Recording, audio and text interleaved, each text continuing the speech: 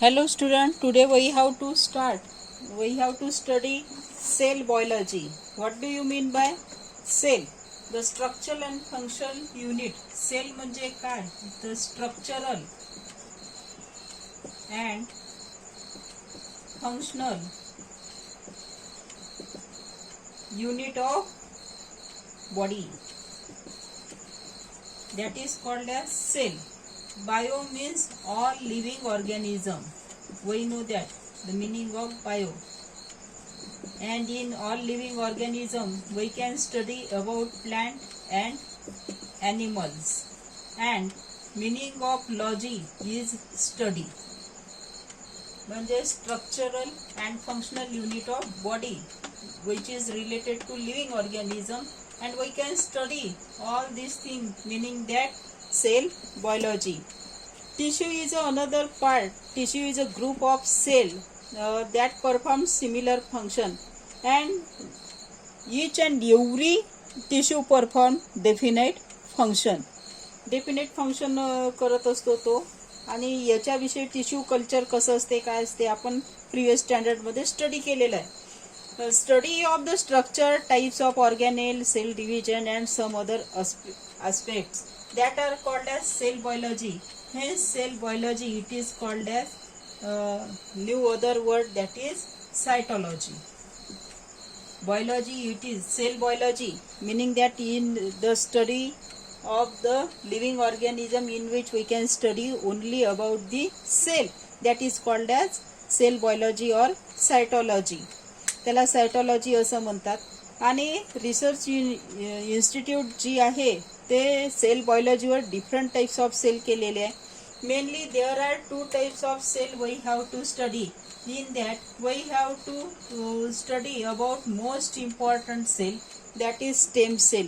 It is a special type of cell present in the body of multicellular organism. फक्त multicellular organism मध्ये हा stem cell present असतो. That gives rise to the cell of other type, that is called as stem cell. The zygote form after fertilization of gamete contains the mass of cell which is similar cell. They gives rise, that same stem cell gives rise. हा काय देतो, काय करतो, तर new organism. काय करतो, तर new ऑर्गॅनिझमला देतो. Stem cell can be use to produce new tissue in the laboratory. नवीन टिश्यू तयार करण्यासाठी सुद्धा लॅबोरेटरीमध्ये यूज केला जातो. Stem cell also plays an important role in wound healing. एखादी आपल्याला हाताला जखम झाली असेल, ते भरून यायची असेल तर ती भरून निघते. ती भरून कशामुळे निघते, due to stem cell which are present inside the body. Stem cell can perform any type of cell during the further development. The formation of different types of tissue that perform the different function is called as differentiation of that stem cell. In umbilical cord, जे umbilical cord जे uterus मध्ये असतो आईच्या, जे बाळाशी नाळ जुळल्या गेली असते, त्याच्यामध्ये हा स्टेम सेल आपल्याला मिळतो. In the blastocyst stage of embryonic development, in red bone marrow, red bone marrow मध्ये हा सापडतो. Red bone marrow. आणि रेड बोन मॅरो कुठे असतो, in the spinal cord. Spinal cord मध्ये हा असतो. In adipose connective tissue of adult human being और इन ब्लड. या सर्वांमध्ये हा स्टेम सेल असतो. मग स्टेम सेल प्रिझर्व कसा केला जातो, it is kept in liquid nitrogen at -135 degree to -190 degree celsius. म्हणजे -135 ते -190 डिग्री सेल्सिअस इतक्या कमी तापमानावर लिक्विड नायट्रोजन मध्ये याला प्रिझर्व करून ठेवल्या जाते. जसं आता आपल्या इथे ब्लड बँक असते त्याच्यासारखं रेड बोन मॅरो किंवा ब्लॅकोसिस्ट किंवा अम्ब्रायकल कॉर्ड जे असते त्यामधलं ब्लड सॅम्पल घेऊन ते प्रिझर्व केल्या जाते. In this way the stem cell can be preserve for a longer use. Then embryo is formed by division of zygote, and the embryonic cell continuously divided by mitosis. मायटॉसिसने हे सगळं develop केले जाते. but by the 14th day of conception cell differentiation start, and this differentiation cause the formation of 220 different types of cell. Before differentiation, the embryonic cell are called as embryonic stem cell. Embryonic stem cell कशाला म्हणतात तर डिफरन्शिएशनच्या आधी जे असतात त्याला म्हणतात.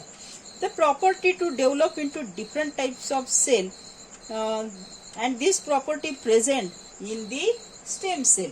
ती प्रॉपर्टी स्टेम सेल मध्ये प्रेझेंट असते. The stem cell taken from the adult body. हे स्टेम सेल जे आहे हे ॲडल्ट बॉडी मधून कलेक्ट केलेले असेल तर त्यांना ॲडल्ट स्टेम सेल म्हणतात. And for adult stem cell, the sources are red bone marrow, adipose connective tissue, blood, and blood cord or cord blood can be used immediately after the birth. Placenta is also a rich source of stem cell. And what is the use of stem cell? या stem cell चे मग use काय आहे तर regenerative therapy, replacing dead cell to in the patient of diabetes, myocardial infection, Alzheimer, Parkinson's disease, हे जे काही disease आहे याच्यामध्ये सुद्धा डेड सेल जे असतात ते रिप्लेस करण्यासाठी यूज केला जातो. Formation of blood cell in the patient of anaemia, leukaemia, thalassaemia, हे जे डिसीज आहे याच्यामध्ये ब्लड सेल डेव्हलप करण्याकरता. ऑर्गन ट्रान्सप्लांटेशन, एखाद्याचं ऑर्गन फेल झालं असेल, दुसरा ऑर्गन त्याच्यामध्ये इम्प्लांट करायचं असेल तर अशा वेळेस ते मॅच होत नाही. ते मॅच करण्यासाठी कोण हेल्पफुल करतो तर that stem cell which are present in the body. आपल्या बॉडीमध्ये जे असतात ते त्याच्याकरता हे स्टेम सेल यूज करतात. आता एक मोस्ट इम्पॉर्टंट पार्ट आहे की आपला हा जो कुठलाही ऑर्गन असेल, organ which are present inside the body, तो ऑर्गन आणि body donation, what is the relation between them, म्हणजे काय रिलेशनशिप आहे. आता body is not any use after death. मनुष्य मेल्यानंतर त्याच्या बॉडीचा काहीच यूज नसतो. ट्रॅडिशनल कस्टम्स आणि रिच्युअल्स आर कॅरीड आउट, म्हणजे काय असते की जे काही रीतिरिवाज लावलेले आहे बॉडीला विल्हेवाट लावली जाते. इफ द ऑर्गन ऑफ डिक्रीज are good in condition and functional.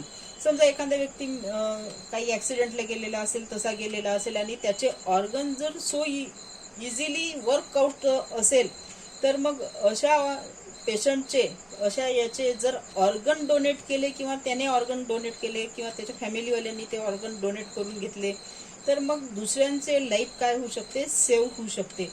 असं जो काही आहे तर तो हेल्दी पर्सन असायला पाहिजे. एखाद्या पेशंटचे आपल्याला कुठलेच ऑर्गन देता येत नाही किंवा घेता येत नाही तर डोनर जो असतो आणि जो रेसिपियंट असतो बोथ आर हेल्दी पर्सन.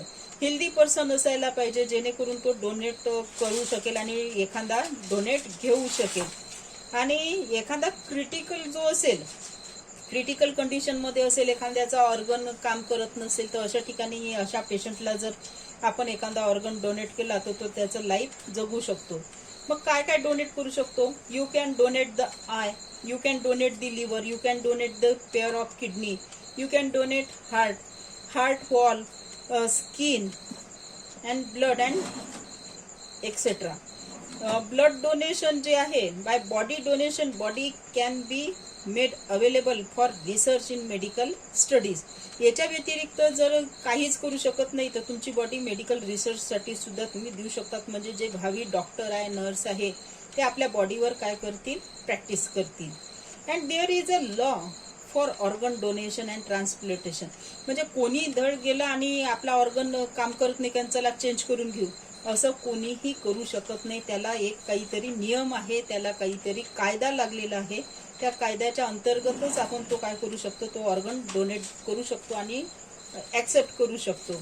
म्हणजेच हा जो कायदा आहे 2009, 2011, 1994, 2014च्या त्या ॲक्टनुसारच आपल्याला काय करता येते, आपली बॉडी डोनेट करता येते किंवा एखाद्याचा ऑर्गन आपल्याला ॲक्सेप्ट करता येते.